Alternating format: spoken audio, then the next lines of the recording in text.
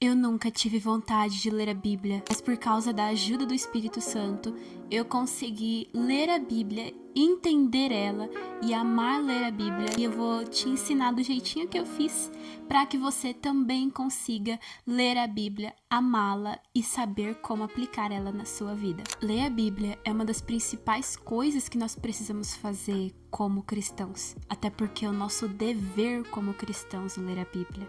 A Bíblia é a palavra de Deus e ela é o nosso alimento diário do dia a dia para nós vivermos uma vida cada vez mais cheia da presença de Deus. Mas afinal, como que a gente faz isso de fato? Como que a gente consegue ter uma leitura intencional com Deus? Porque é uma grande diferença entre você ler a Bíblia por paixão, por amor a Deus, e você lê a Bíblia só por rotina, só para bater cartão, só para marcar o checklist, só para dizer para Deus, olha, eu já fiz a minha parte.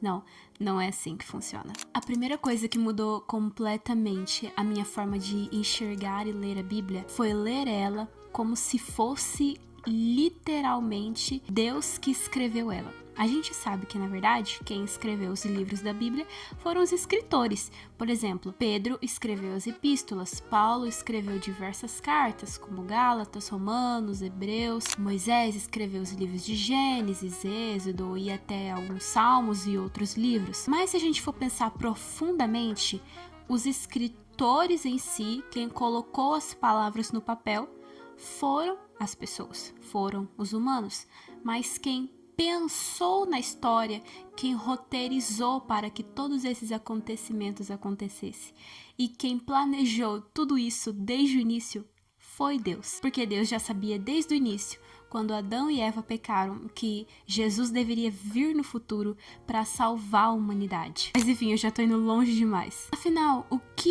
isso tem a ver com o tema do vídeo? Bem, é que essa dica é algo mais teórico, vamos dizer assim, é mais uma forma de pensar.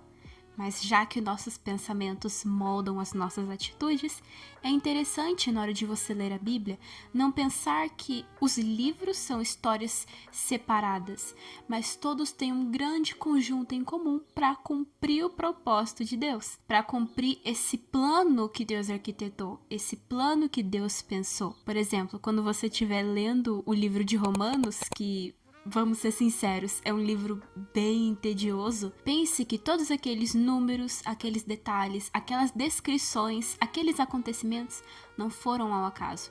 Tudo aquilo Deus já sabia que iria acontecer e de tal forma foi necessário para a vinda de Jesus, que aliás esse é um dos maiores focos da Bíblia. Agora que a gente já foi para o nosso modo de pensar, vamos para as nossas duas dicas práticas, que vão ser na prática mesmo, no seu dia a dia, como você vai fazer na sua leitura. Primeira dica prática é como você vai ler a palavra e aplicar ela na sua vida.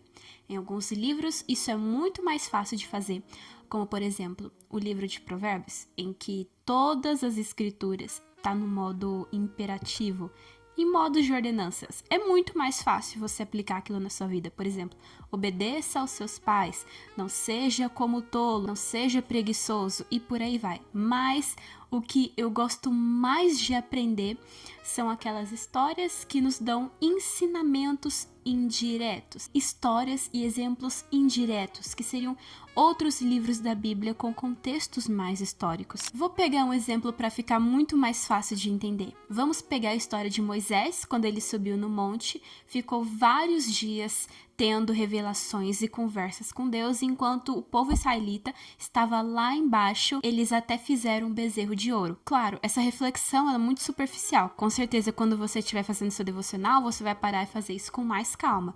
Mas com essa história de forma geral, a gente pode entender que Moisés foi uma pessoa muito humilde e generosa em oferecer a sua própria vida no lugar dos israelitas, porque Deus tinha ficado muito bravo com os israelitas quando descobriu que eles estavam fazendo e adorando um bezerro de ouro. A gente pode aprender com Deus que podemos dar segundas chances para as pessoas, como Deus fez com Moisés. Isso foi um exemplo bem superficial de como seria essa parte da aplicação. De forma geral, você vai ler a Bíblia e imaginar como você pode aplicar isso no seu dia a dia. A segunda dica prática é a importância de você fazer estudos bíblicos. Não substitua a Bíblia de jeito nenhum, mas quando você estiver lendo a Bíblia, é importante que você use outras fontes confiáveis para ampliar o seu modo de ver, expandir o seu conhecimento sobre aquele tema que você viu na Bíblia. Por exemplo, você pode pesquisar artigos, vídeos no YouTube, pessoas falando sobre aquele determinado tema, porque além disso, com certeza, trazer mais conhecimento, isso pode te trazer mais conhecimento e ajudar na sua aplicação, porque você pode ver outras perspectivas, você pode ver muito mais história por trás daquele acontecimento que você achou que era aquilo, mas era outro. Se você seguir essas 3 dicas certinho, com certeza você vai ter um devocional e uma leitura bíblica muito mais efetiva. E o principal, igual eu disse no início, que a sua leitura bíblica não seja só para bater cartão, só para fazer checklist, só para dizer para Deus que você fez a sua parte. Mas faça isso com uma intenção, com uma consciência no coração de que você está fazendo isso por amor a Deus e de que você precisa ouvir a voz de Deus. Afinal, a Bíblia é a palavra de Deus. Se você fizer essas coisas, de fato, você vai se aproximar muito mais de Deus. E se você não consegue ver ou diferenciar se você está conseguindo se aproximar de Deus ou não, eu quero que você assista esse vídeo aqui. Eu vou te passar 4 dicas de sinais que você pode estar se aproximando de Deus e às vezes você nem vê. Obrigada pela sua atenção. Deus te abençoe e até a próxima.